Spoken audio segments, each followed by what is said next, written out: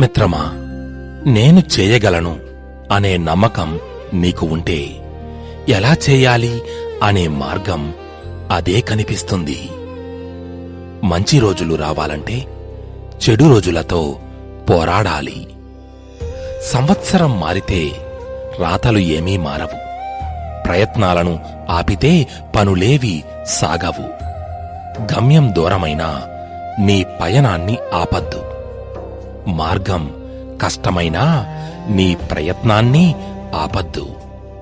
సగం జీవితం వాళ్ళు వీళ్ళు ఏమనుకుంటారో అనే ఆలోచనతోనే కరిగిపోతుంది.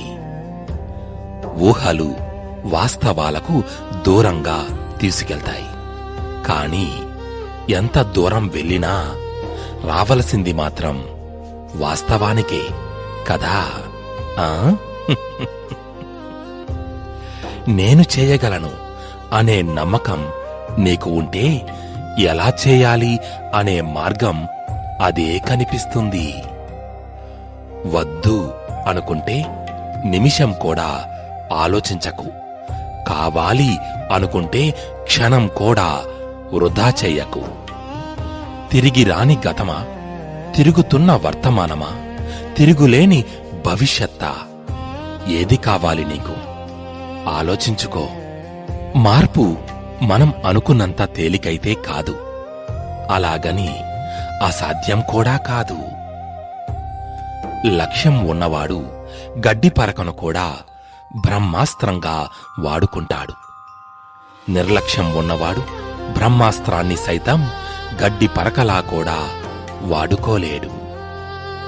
మిత్రమా, ఏదైనా ఆపేద్దామని అనిపించినప్పుడు ఒక్కసారి ఎందుకు మొదలుపెట్టావో ఆలోచించు. చివరి ప్రయత్నం అంటే చివరిసారి చేసే ప్రయత్నం కాదు, మొదటిసారి గెలిచే ప్రయత్నం అని భావించు. మంచి సమాజం నిర్మించడం కోసం లక్ష్యాలే కాదు, మంచి లక్షణాలు కూడా అలవర్చుకోవాలి. పెద్దగా ఆలోచించు, చిన్నగా మొదలుపెట్టు. ఒకే రోజులో గొప్ప స్థాయికి ఎదగలేవు కదా. ఓర్పుగా ఉండు, మార్పు అదే వస్తుంది.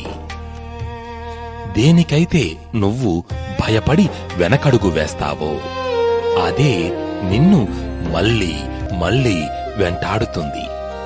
ఒక్కసారి దానికి ఎదురెళ్ళి చూడు, ఆ భయమే నీకు భయపడుతుంది. జీవితం విసిరే సవాళ్లను ఎదుర్కొని నిలిచిన వారికే విజయం సొంతమవుతుంది. బద్ధకస్తుడికి చాలా ఇష్టమైన ఒకే ఒక్క పదమేంటో తెలుసా? రేపు. మిత్రమా, ఏదైనా గొప్పగా సాధించాలనుకున్నప్పుడు శ్రమించే స్వభావం, విమర్శలను భరించే సహనం ఉండి తీరాలి. ఆకలితో ఉన్న సింహం కంటే అత్యాశతో ఉన్న మనిషి చాలా ప్రమాదకారి. గెలుపును ఎలా పట్టుకోవాలో తెలిసిన వారికంటే ఓటమిని ఎలా తట్టుకోవాలో తెలిసిన వారే గొప్పవారు. ఆడంబరం కోసం చేసే అప్పు, ఆనందం కోసం చేసే తప్పు మనిషి జీవితానికి పెనుముప్పు. జీవితంలో ఏది కోల్పోయినా ఎక్కువగా బాధపడకు. ఎందుకంటే చెట్టు రాలిన ఆకులతో చిగురిస్తుంది.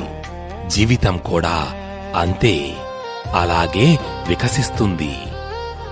మనం జీవితంలో చేసే పెద్ద తప్పు ఏంటంటే, మనం అంటే లెక్కలేని వాళ్లను మనం లెక్కలేనంతగా ఇష్టపడటం. గెలుపులో వచ్చే సంతోషం కన్నా ఓడిపోతానేమో అన్న భయం ఎక్కువగా ఉన్నవారు సామాన్యులుగా ఉండిపోతారు. మన భావాలు మన గమ్యాన్ని నిర్దేశిస్తాయి. అవసరం లేని కోపం, అర్థం లేని ఆవేశం ఈరోజు బాగానే ఉంటాయి, కాని రేపు అవి నిన్ను ఒంటరిని చేస్తాయి కదా. God's train. ఇది మీ లక్ష్యం వైపుకు ప్రయాణం.